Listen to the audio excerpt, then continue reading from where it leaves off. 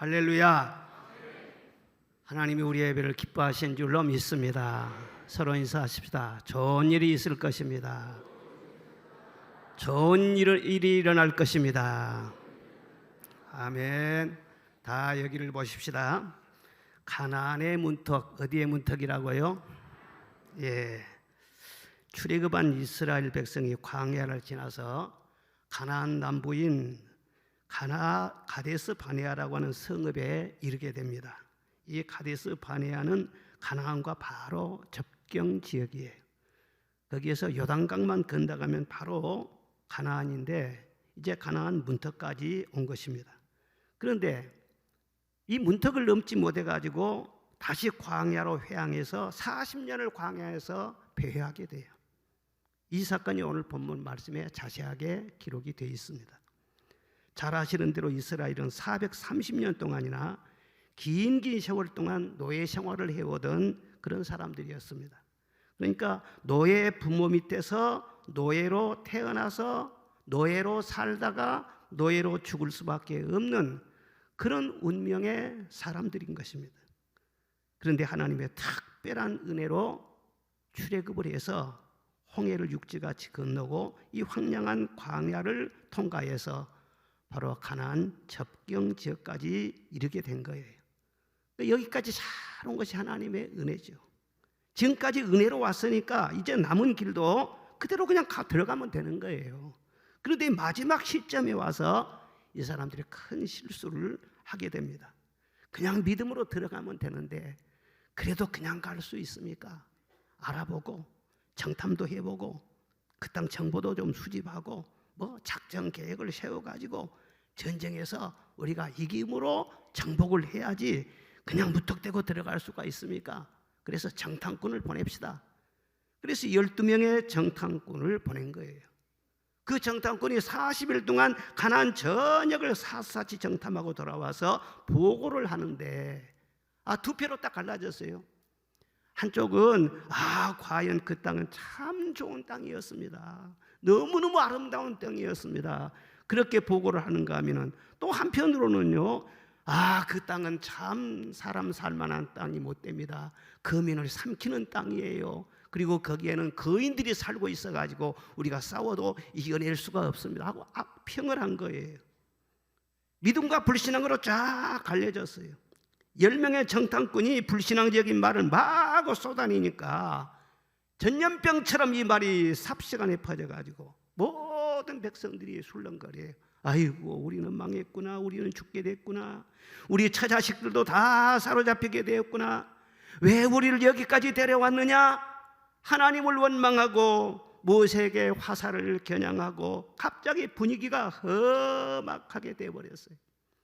언제나 하나님은 믿음으로 일하시는 하나님이십니다. 그 백성들에게 다른 거 하나 요구한 것도 없어요. 믿음으로 하나님을 찬양하고 믿음으로 말씀에 순종하고 하면은 가나안 땅 들어가는 거 아무 걱정 없어요. 근데 여기에서 믿음이 막 뿌리채 흔들리는 것입니다. 믿음이 없이는 하나님을 기쁘시게 못하나니 하나님께 나아가는 자는 반드시 그가 계신 것과 자기를 찾는 자들에게 상 주시는 이심을 믿어야 할지니라. 가나안에 들어가는 것도 믿음으로 들어가게 되어 있는데 여기서 믿음을 잃어버려요.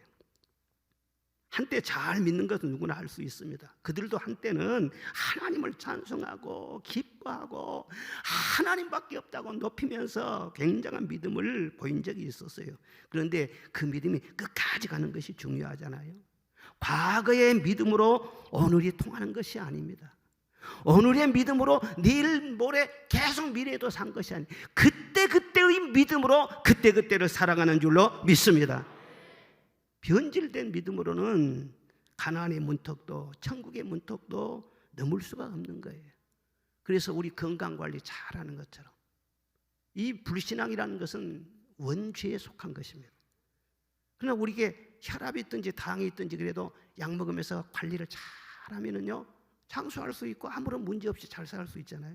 이와 같이 우리 속에 불신앙의 어떤 그 소욕이 있고 원망 그런 소욕이 누구나 다 있어요. 그러나 이것을 믿음으로 관리를 잘 하면은요 그 모든 것을 누릴 수 있고 늘 믿음으로 하나님을 고백하면서 그렇게 살 수 있는데 이 백성들은 마지막까지 그 믿음의 관리를 잘 못한 거예요. 그래서 문턱을 넘지 못하고 다 돌아가서 광야에서 뺑뺑 돌다가 망하게 된 거예요. 12명의 청탐꾼 중에 가나안의 문턱을 넘는 사람은 여호수아 갈렙 두 사람밖에 없었어요.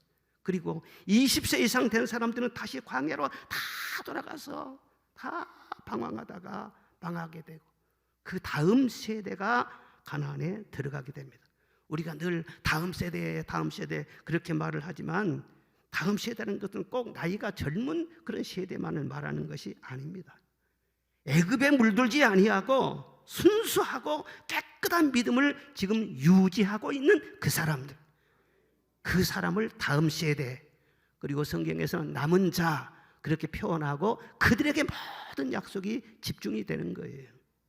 우리 모두가 다 가나안의 문턱을 거뜬히 넘는 그런 다음 세대 같은 믿음의 사람 되시기를 주의 이름으로 축원합니다. 첫째로는 긍정적인 믿음을 가져야 돼. 무슨 믿음이에요? 긍정적인 믿음을 가져야 돼. 이 12명의 정탐꾼이 40일 동안 그 땅을 샅샅이 돌아다니면서 정탐을 하고 돌아와. 그리고 두 사람은 뭐라고 했어요? 그 땅은 정말 좋다고, 너무너무 아름다운 땅이라고 이 긍정적인 보고를 해요. 그런데 열사는 뭐예요? 거민을 삼키는 땅이라고 막 부정적인 보고를 하는 거예요. 똑같은 장소에서 똑같은 사건을 동시에 보고 돌아왔는데도 본 것이 다르고 판단이 다르고 말이 다르고 결론이 다 다르더라는 거예요. 같은 사건을 놓고 어쩌면 그렇게도 정반대로 말할 수가 있을까? 여러분, 이 세상은 항상 긍정적인 사람, 부정적인 사람이 섞여 살고 있는 것입니다. 우리 그리스도인들은 어떤 사람이냐 그러면요, 믿음으로 땅을 보고 믿음으로 사건을 해석하고 믿음으로 말하는 사람, 그런 사람들을 그리스도인이라 그러고, 그런 믿음의 고백을 하는 사람을 하나님은 찾으시고 그와 교통하시고 그 믿음대로 되게 하시는 거예요. 오늘 19절에 보면은 그들이 사는 땅이 좋은지 나쁜지 보고 오자 그렇게 말을 하고 있습니다. 그런데 사실 가서 볼 필요도 없어요. 왜냐하면 이미 하나님은 젖과 꿀이 흐르는 땅이라고, 참 좋은 땅이고 아름다운 땅이라고 이 가나안 땅을 말할 때마다 수없이 말씀을 하셨어요. 가나안 땅이 좋다는 것을 창세기, 출애굽기 쭉 보면은요 수십 번이고 말씀을 하셨어요. 그럼 하나님이 좋다고 하면 좋은 것이지 무슨 그 토달 일이 있어요. 하나님이 좋으신 하나님이신데 나쁜 것을 주시겠어요? 그런데 10명은 그래도 우리가 한번 따져봐야 돼. 그리고 우리가 한번 뜯어봐야 돼. 예리한 눈, 지성의 눈, 비판의 눈, 합리적인 그런 눈, 과학적인 눈, 그런 눈을 가지고요 따져본다고 하면서요 샅샅이 살펴보고, 그리고 나중에는 부정적인 말을 다 하죠. 자기 스스로 참 똑똑한 것 같죠. 그런데 그 똑똑한 것 때문에 그들은 실격을 당하고 만 것입니다. 고린도서 3장에 아무도 자신을 속이지 말라. 너희 중에 누구든지 이 세상에서 지혜 있는 줄로 생각하거든 어리석은 자가 되라. 그리하여야 지혜로운 자가 되리라. 이 세상의 지혜는 하나님께 어리석은 것이니 기록된 바 하나님은 지혜 있는 자들로 하여금 자기 꾀에 빠지게 하시느니라 하였고, 또 주께서 지혜 있는 자들의 생각을 헛것으로 아신다 하였느니라. 자기 나름대로는 굉장히 지혜 있다고 하지만 하나님께서는 그것을 헛것이라고 말씀했어요. 헛똑똑이라는 그것 때문에 인생이 방황하게 되고 그 인생이 망조가 되는 것입니다. 우리 그리스도인의 믿음은 뭐냐 하면요, 하나님의 지혜, 하나님의 말씀을 나의 것으로 믿고 고백하는 그것입니다. 하나님이 좋다 하면 좋은 것이고, 하나님이 하라 하면 한 것이고, 하나님 말씀을 그대로 받아들이는 그것을 지혜롭게 여기고, 그 믿음을 가지고 나갈 때 긍정적인 믿음으로 보신다 그 말이에요. 인간의 지식이 아무리 있어봐야 그 지식이 제한적인 것이지 전지전능은 아니잖아요. 인간의 경험이란 것은 다 피상적이고 불완전한 거예요. 내가 경험한 것이 절대가 아니란 말이에요. 코끼리 장님 만지는 그런 얘기가 있잖아요. 장님들이 동물원에 가서 코끼리를 구경하고 와서 자랑을 합니다. 내가 코끼리를 봤더니 코를 만진 사람은 코끼리가 뱀처럼 생겼다고 그러고, 다리를 만진 사람은 기둥같이 생겼다고 그러고, 귀를 만진 사람은 코끼리는 그런 말 마라 부채같이 생겼다. 배를 만지는 사람은 코 기르는 벽장과 같더라. 그렇게 다 다르게 말했다. 누가 옳은 말입니까? 사실 다 맞는 말이지만 또 다 틀리는 말이에요. 인간이 보는 것이 다 이래요. 인간이 판단하는 것이 다 이렇습니다. 불완전하다는 거예요. 그러니까 내가 안다고 하더라도 내 지식을 믿을 수가 없어요. 내가 판단한다고 할지라도 그것이 옳은 줄로 착각하면 안 된다는 거예요. 그것 때문에 고생한다는 거예요. 그것 때문에 가나안의 문턱을 넘지 못하고 행복의 문턱을 넘지 못하고 늘 불행한 삶으로 방황한다는 거예요. 잠언 12장에 미련한 자는 자기 행위를 바른 줄로 여기나 지혜로운 자는 권고를 듣느니라 그랬어요. 잠언 28장에 자기의 마음을 믿는 자는 미련한 자요 자기를 믿는 자보다 더 어리석은 자는 없다 그랬어요. 절대 자기 판단, 자기 지혜 그걸 믿지 말고 주장하지 말라. 고생감이라는 거예요. 매우 위험하다는 거예요. 하나님이 좋다면 그냥 좋은 거예요. 도달 필요가 없어요. 그 바보같이요. 그러나 그 사람이 영적인 사람이에요. 예. 우리 그리스도인들에게 참 저 사람 똑똑해. 그건 욕입니다. 욕이에요. 좀 바보스럽고 모른 척하고 그런 것 같아도 하나님 말씀 믿고 따라가잖아요. 그 사람이 결국은 승리한 거예요. 하나님이 성경 말씀 보면요, 천지 만물을 창조하신 다음에 감탄하셨어요. 참 하나님은요 굉장히 참 기분파 하나님이신 것 같아요. 스스로 감탄하셨어요. 보기에 좋다, 보기에 좋다, 보시기에 힘이 좋다라는 늘 감탄하셨어요. 우리가 그런 안목에서 볼 때요 정말 하나님이 창조하신 이 세계 아름답지 않습니까? 해와 달과 별들이 아름답고요, 산에 있는 나무들이 아름답고 푸른 바다가 아름답고 참 아름다워라. 주님의 세계는 저 솔로몬의 옷보다 더 고운 백합화. 그렇죠. 찬송이 흘러나올 수가 있어요. 또 천국은 얼마나 아름답다고 했습니까? 성경 말씀에 그랬어요. 내가 새하늘과 새 땅을 보니 하나님이 그들과 함께 계셔서 모든 눈물을 그 눈에서 닦아주시니 다시는 사망이 없고 예통하는 것이나 고가는 것이나 아픈 것이 다시 있지 아니하더라. 처음 것들이 다 지나갔음이라라. 하나님은 우리가 천국 가보지는 못했지만 좋다고 말씀하셨어요. 슬픔도 없고 고가는 것도 없고 스트레스도 없고 괴로운 것이 없다고 했어요. 너무너무 좋은 곳이라고 했어요. 물론 이 땅에서 건강하게 오래오래 사는 것이 우리의 바람이지만 그러나 잘 믿다가 어느 순간에 내 형제들이 천국 가면은요 너무 슬퍼하지 마시라. 이보다 더 좋은 곳으로 가신 줄로 믿습니다. 그렇다면 그렇게 믿어야 되잖아요. 저 좋은 낙원 이르니 내 기쁨 한이 없도다. 그 어두운 밤이 지나고 화창한 아침이 되도다. 천국 가는 것은 캄캄한 밤이 지나고요 화창한 아침을 맞이하는 것 같아요. 그리고 시편 16편에 보면은 내게 줄로 재어진 구역은 아름다운 곳에 있으며 그런 말씀이 있습니다. 하나님께서 우리에게 환경을 주실 때요 줄로 딱 재어준 것처럼 그렇게 주신다는 거예요. 하나님 우리에게 주신 가정, 우리에게 주신 직장, 또 나의 성전, 이 모든 것은 다 하나님께서 아름답게 딱 줄로 재가지고 다듬어서 선물로 다 안겨주신다. 여러분, 우리 여러분이 직장을 아름답게 보시기를 바랍니다. 왜? 하나님이 주셨으니까. 주님의 교회를 아름답게 보시기를 바랍니다. 왜? 하나님이 우리에게 주신 선물이니까. 우리의 가정이 얼마나 아름다워요. 가정은 그냥 태어난 게 아닙니다. 하나님이 세워주신 것입니다. 결혼을 그냥 합니까? 하나님이 짝 지어주신다고 했잖아요. 남녀가 둘이 딱 눈이 맞는다는 것은요 하나님께서요 피를 주시는 거예요. 좋으신 하나님께서 너에게는 이 사람이 가장 좋은 짝이다 해가지고는 두 사람이 딱 눈 맞게 하신 거예요. 그래서 가장 좋은 짝을 내게 주셨다. 그렇게 좋게 생각하고 살면은요 늘 행복의 문턱을 넘을 수 있어요. 늘 행복을 누릴 수가 있어요. 그런데 의심의 눈을 가지고 빼딱하게 보고 약점을 자꾸 보고 자꾸 이렇게 생각하면은요 사는 것 자체가 엄청나게 힘들어지는 거예요. 좋게 보고 사랑의 눈으로 보면은요 바로 가나안의 문턱을 넘어요. 바로 행복을 누릴 수가 있어요. 어떤 목사님이 그랬답니다. 잠을 잘 때 사모님이 코를 많이 골았대요. 코를 고니까 이 목사님이 그냥 짜증이 나고 그냥 때로는 잠을 못 자겠어 그냥. 그래서 불만이 많았는데 아유 술도 마시지 않으면서 뭔 여자가 저렇게 그냥 막 드르렁드렁 코만 고느냐고 막 잠자고 일어나서 막 사모님한테 그냥 막 구박을 하고 막 그랬다는 거예요.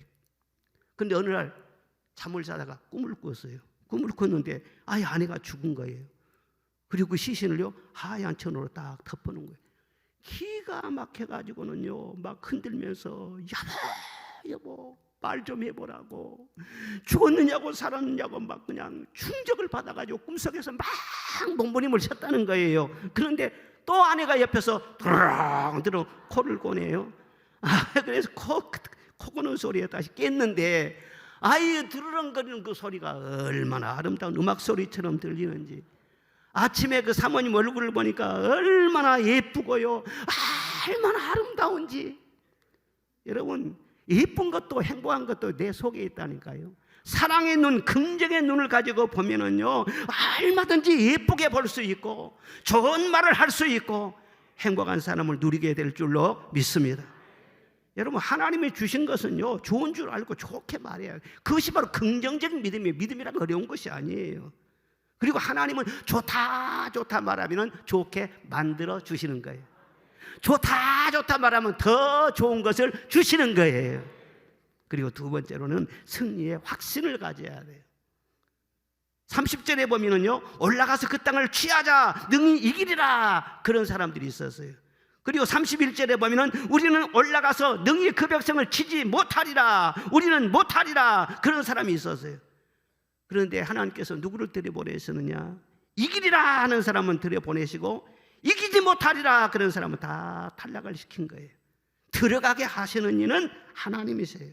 하나님이 어떤 사람을 들여보내시느냐? 갈렙과 여호수아와 같이 할 수 있다고 하는 자, 승리의 확신을 가진 자, 그런 사람은 내 믿음대로 될지어다 쑥 들어가게 하시는 거예요.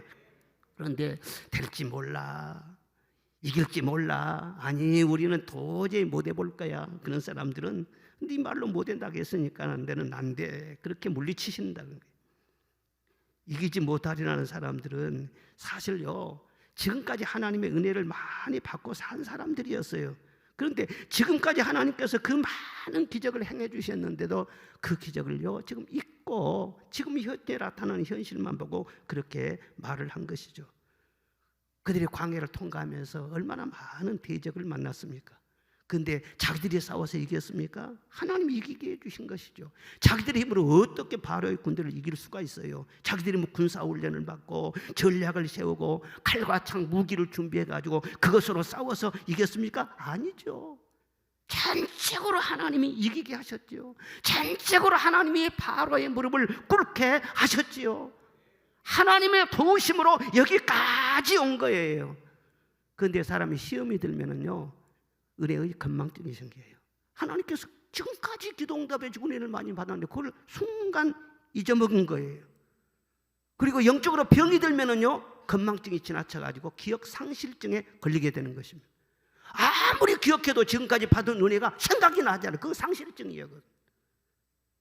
여러분 하나님은 변함이 없어요. 어제의 하나님은 오늘도 변함이 없으시죠. 어제의 하나님은 오늘도 도와주실 줄로 믿습니다. 오늘 도와주신 하나님은 내일 또 앞으로도 영원토록 함께 하시고 도와주실 줄로 믿습니다. 어떤 시험을 당한다 할지라도 이기게 하여 주실 것이고 어떤 환난이 휩싸인다 할지라도 보호하여 주실 것이고 모든 장애를 뛰어넘게 하여 주시고 전진하게 해 주실 줄로 믿습니다. 그런데 말이죠 이 하나님의 은혜를 기억하지 못하니까는 막 부정적인 말을 막 쏟아내는 거예요. 예? 인간의 생각으로 막 계산하면서 안 된다, 못한다, 우리는 망했다, 죽게 될 것이다, 저 자식들은 다 사로잡혀 갈 것이다. 이 말을 듣고 하나님께서 엄청나게 진노를 하신 것이에요. 28절에 보면은 하나님은 너희 말이 내 귀에 들리는 대로 내가 너희에게 행하리라 그렇게 말씀하셨어요. 너희 말이 내 귀에 들린 대로 너희들이 말하는 대로 내가 해줄게. 바로 그 말이에요. 못 이긴다고? 그러면은 패하게 할게. 죽는다고? 그러면 죽게 할게. 망한다고? 그럼 망하게 할게. 우리 말이 하나님의 귀에 들리는 대로 하나님은 행한다는 거예요. 그러니까 우리의 모든 말은 다 기도라는 것을 알아야 돼요. 이렇게 강단에 와서 기도하는 것만 기도가 아니고 모든 말은 다 기도예요. 그 말을 듣고 하나님은 그대로 행하시는 분이세요. 그러므로 하나님께서 말씀하시면요, 그 말씀을 받아서 나도 그렇게 시인하면 돼요.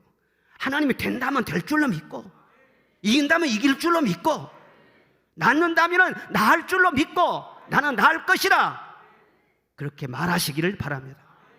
아무리 죽게 되고 망하게 된 것 같아도요, 산다면 살 줄로 믿어야 돼. 그렇게 긍정적으로 말하고 믿음으로 말하는.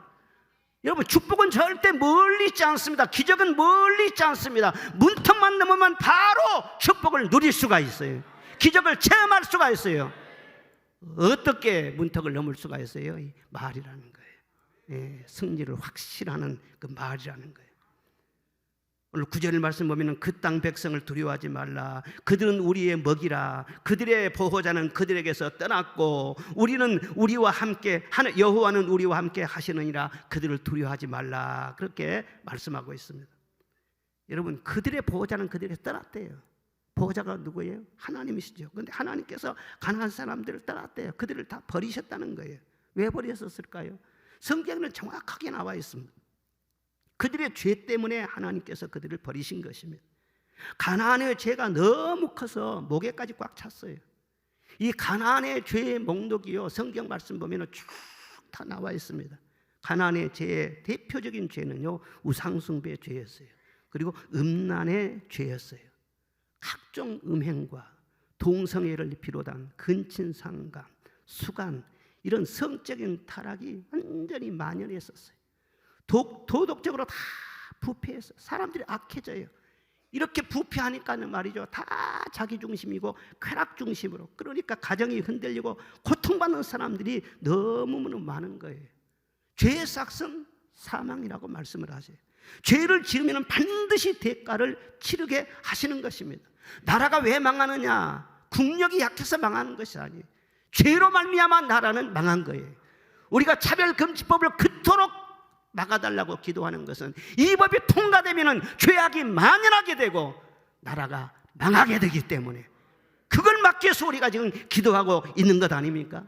가나안 땅이 그랬어요. 완전히 그냥 동상애로 그냥 완전히 그냥 더럽혀진 거예요.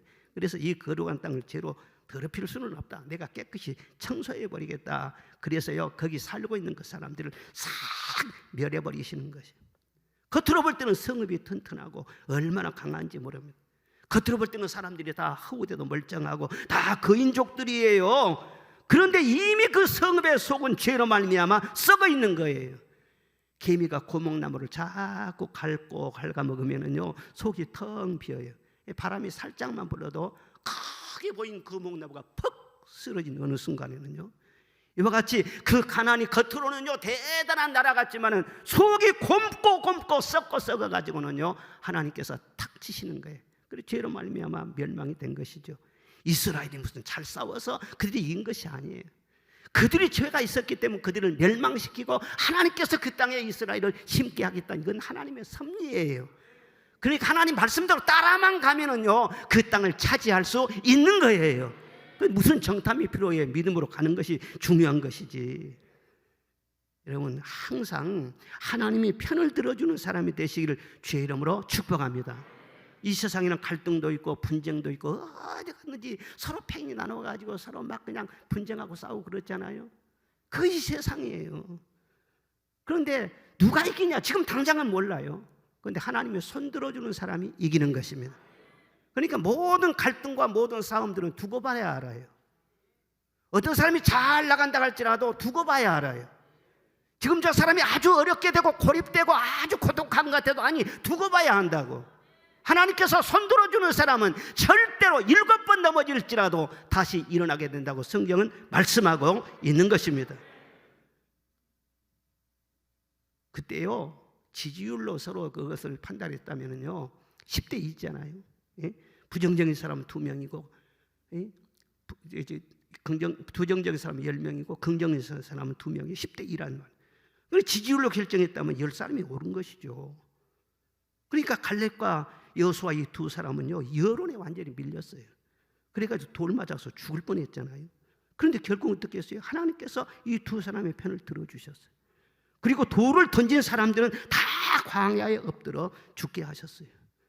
중요한 것은 누가 하나님 편에 섰느냐, 그것이 중요한 거예요. 우리 그리스도인들은 사람 눈치 보면 안 돼요. 여론에 밀려다니면 안 돼요. 누가 어떻다더라 그런 말 정말 하면 안 되는 거예요. 그러면 하나님이 뭐라고 하시더냐, 거기에 귀를 기울여야죠. 누가 어떻다라 그 말하고 무슨 상관이 있어요. 그렇게 하나님 편에 선 사람은 처음에는 고독한 것 같다니까요.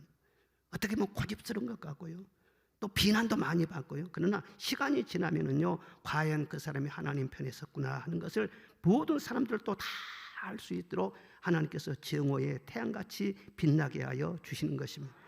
하나님 편에 선 자는 절대 패할 수가 없어요. 그리고 하나님 편에 선 것도 중요하지만은 하나님 편에 선 나는 반드시 최후의 승리를 거두게 될 줄로 믿습니다. 그걸 확신하고 입으로 선포하고 기죽지 말고 좁은 길일지라도 당당하게 나가는 그 자세, 그걸 하나님께서 귀하게 보시고 내 믿음대로 될지어다 그렇게 선언하여 주시는 거예요. 그리고 세 번째로는 건강한 자화상을 지녀야 됩니다.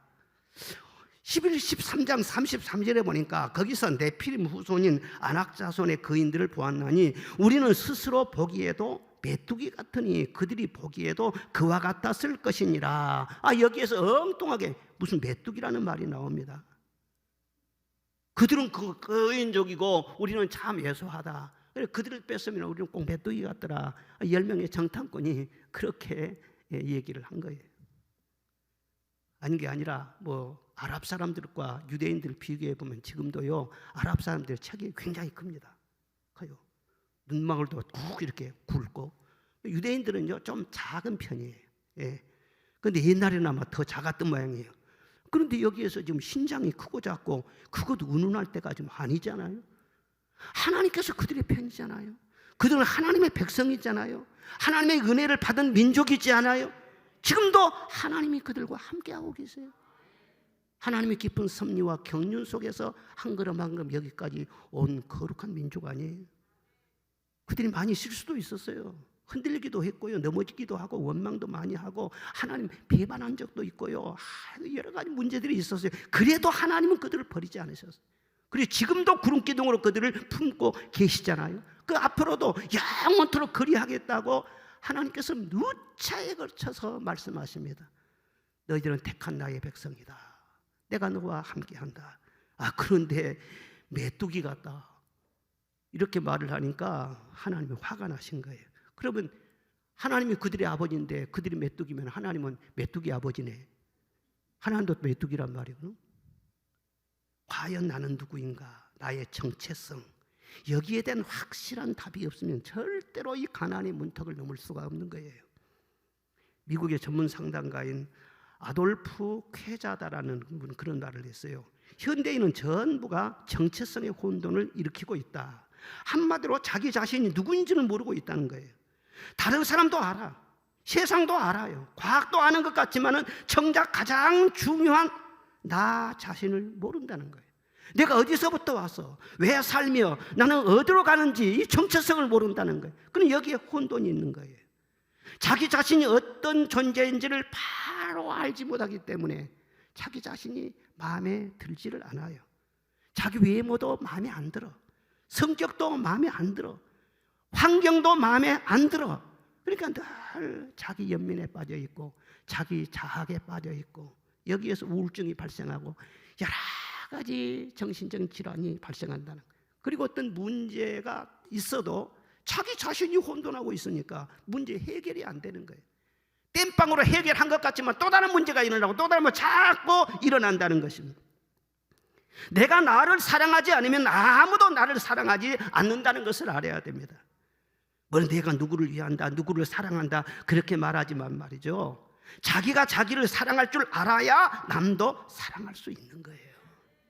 예수님이 말씀하셨잖아요. 내 이웃을 내 몸처럼 사랑하라. 내 몸처럼, 너를 사랑하는 것처럼 사랑하라 그 말이에요. 그렇게 자기를 사랑할 줄 알아야 내 이웃도 사랑할 수 있고, 내가 나를 사랑할 줄 알아야 자녀들을 사랑할 수 있고 내 아내를 사랑할 수 있고 남도 사랑할 수 있다, 그런 말씀인 것입니다. 요즘요 시리아나 튀니키에 지진 피해가 심각하다는 보도가 여러 가지로 지금 나오고 있어요. 정말 우리가 간절하게 기도해야 할 그런 입장이에요. 그런데 성경 말씀 보니까 주님 오실 때가 되면은 난리와 난리에 소문이 많이 일어나고 사람들은 두려워 떨게 되고 곳곳에 민족이 민족을, 나라가 나라를 대적하는 전쟁이 일어나게 되고 기근과 지진이 있으리라, 그렇게 말씀하셨어요. 너무 끔찍한 소문이 막 퍼지기 때문에 소문을 듣고 기절하는 사람이 나타날 것이다. 예수님께서 직접 말세의 징조에 대해서 그렇게 말씀하셨어요. 이런 모든 세계적인 전쟁과 재난과 이런 모든 것을 보면서 우리는요 하늘을 쳐다봐야죠. 혹시 나팔 소리가 들리지는 않는지, 우리 주님 오실 때가 정말 가까웠구나, 그런 생각을 하면서 살아야 할 그런 때인 거예요. 지금이 정말 이 시리아 이 지진 피해가 정말 심각해요. 잔해에 깔려있는 사람들이 20만 명도 넘는데요. 이거 얼마나 지금 심각한 문제입니까? 그런 보도가 지금 계속 나오고 있는데, 그런데 그런 속에서도 아주 기적 같은 그런 소식이 전해지고 있어요. 건물 잔해에 깔린 채 목숨을 걸고 한 임산부가 출산을 했어요. 그 출산 신생아는 아직 탯줄이 자르지도 않는 그런 상태였어요. 그런데 태어난 지 3시간 만에 이 신생아가 구조대원에 의해서 구조된 것입니다. 그 아빠, 엄마 다 죽었어요. 형제, 자매, 가족 다 숨졌어요. 그런데 이 피덩이 같은 아이가 살아남은 거예요. 더구나 영하의 날씨에서 죽지 않고 살아나온 거예요. 이 소식이 SNS에 전파되면서 온 세계가 관심을 기울이고 있어요. 야, 정말 귀한 생명이다. 어떻게 그 가운데서 죽지 않고 살아났을까? 그래서 서로 입양해서 교육했다는 사람이 전 세계 수천 명이 지금 자원자가 나왔다는 것입니다. 죽음의 더미에서 구조되었으니 정말 귀한 생명이지 않느냐. 그 생명을 귀하게 여기는 정말 휴머니즘이죠. 건강한 휴머니즘. 그렇다면 여러분, 우리 한 사람 한 사람의 생명은 어떻습니까? 우리는 그런 잔해, 그런 무덤에서 구원받을 뿐만 아니라 죄로 말미암아 영원한 지옥불 속에 떨어질 수밖에 없는 운명이었어요. 그런데 그리스도의 구속의 은혜로 말미암아 구원받고 하나님의 자녀가 되는 권세를 얻은 줄로 믿습니다. 우리는 잃었던 생명을 찾은 자요, 광명을 얻은 자요, 저 영원한 천국에서 해같이 우리 영혼이 빛 가운데 살 그런 사람들이에요. 우리가 이 세상에서 잘 살고 못 살고, 물론 삶의 질에 대해서도 관심도 갖고 그렇지만, 그러나 가장 우리가 관심 갖고 감사해야 할 것은요, 내가 구원을 받았잖아요. 영원한 생명을 얻었잖아요. 나 이제 생명이 있음은 주님의 은사요, 저 사망 권세 이기니 큰 기쁨 넘치네, 큰 기쁨 넘치네. 우리는 사망을 이긴 자들이에요. 우리는 죽지 않습니다. 영원히 삽니다. 얼마나 귀한 자들이에요. 영원한 지옥불 속에서 건짐을 받았는데, 이사야 43장에 내가 내 눈에 보배롭고 존귀하며 내가 너를 사랑하였은즉 내가 네 대신 사람들을 주어 내어주며 백성들이 내 생명을 대신하게 하리니 두려워하지 말라. 내가 너와 함께하며 내 자손을 동방에서부터 오게 하며 서방에서부터 모을 것이니라 말씀하셨어요. 우리 한 사람 한 사람을 두고 너는 보배롭고 존귀한 내 아들이다, 그렇게 말씀하신다는 거예요. 루이엘 하우라는 분은 말하기를 자기 자신을 사랑하지 못하면 아무도 사랑할 수 없다, 그런 말을 했어요. 그리고 하나님을 사랑하는 것이란 곧 하나님 안에 있는 나 자신을 사랑하는 것이라, 그렇게 말씀을 했어요. 하나님 안에 있는 나를 사랑하지 못하면 하나님도 사랑할 수 없어. 그 누구도 사랑할 수 없어. 하나님 은혜 안에 있는 내 자신을 발견하는 거예요. 라이놀드 니버는 말하기를 믿음이란 그리스도 안에서 나 자신을 발견하는 것이다. 나로서의 나를 보는 것이 아니고 세상의 나를 어떻게 보느냐, 그게 문제가 아니고 하나님의 사랑 안에서, 하나님의 은혜 안에 있는 나를 발견하는 거예요. 은혜 안에 있는 나를 본 거예요. 그럴 때 나의 모든 것이 너무너무 소중한 거예요. 저는 나의 과거가 너무 소중해요. 지금 현재 나에게 주신 모든 여건이 너무너무 소중해요. 너무너무 아름다워요. 그리고 하루하루도 하나님이 나에게 주신 선물이에요. 그런 차원에서 아침에 눈을 뜰 때 하루하루 순간순간이 얼마나 소중한지 몰라요. 그리고 내가 사는 삶이 주를 위한 삶이에요. 나와 주님은 분리가 안 돼요. 내가 때로는 그런 기도를 합니다. 하나님, 저는 하나님과 나 자신이 분리가 안 된 상태입니다. 내 일이 하나님의 일이고 하나님의 일이 바로 내 일입니다. 내가 복받으면 하나님이 좋아하시고 하나님의 축복은 바로 나의 것입니다. 내가 하고 있는 모든 일은 나를 위한 것이 아니에요. 다 하나님을 위한 것이잖아요. 하나님 일이잖아요. 그런 인식을 가지고 우리가 주 안에 살아갈 때 그 삶 자체로만도 하나님은 우리를 기뻐하시는 것입니다. 너밖에 없다고 말씀하시는 것입니다. 그리고 우리가 믿고 시인하는 대로 보배롭고 존귀한 그런 인물로 만들어 주실 줄로 믿습니다. 가나안의 접경까지 와서 이 이스라엘 사람들의 불신앙이 드러났어요. 그래서 다 돌아가고 말았어요. 40년 동안 팽팽 방황했어요. 이 세상의 인생을 방황하는 사람들이 참 많습니다. 왜 방황하고 있는가? 문턱을 넘지 못하니까 방황하는 거예요. 인간의 생각으로 정탐하고 여론전을 피우고 그것이 바로 망조였어요. 그 알량한 인간의 지혜 때문에 40년을 허송세월을 하고 고생하면서 광야에서 메뚜기처럼 팔딱 뛰고 주장, 날라다가 주장고 그러다가 메뚜기처럼 다 광야에서 죽은 것입니다. 사랑하는 여러분, 믿으면 들어가고 믿지 못하면 돌아가는 것입니다. 지금까지 믿었어도 끝까지 믿으시기를 바랍니다. 마지막 단계까지 믿음을 잘 지켜야 천국의 문턱을 넘을 수가 있어요. 그리고 하루하루 순간순간 믿음을 잘 지키고 긍정적으로 말하고 건강한 자기인식을 가지고 승리를 확신하는 이런 믿음을 가지고 살아갈 때에 가나안의 문턱을 넘을 수가 있어요. 행복을 누릴 수가 있어요. 척과 꿀이 흐르는 삶을 살아갈 수가 있어요. 오늘 이 말씀을 하나님의 말씀으로 받아들이시기를 바랍니다.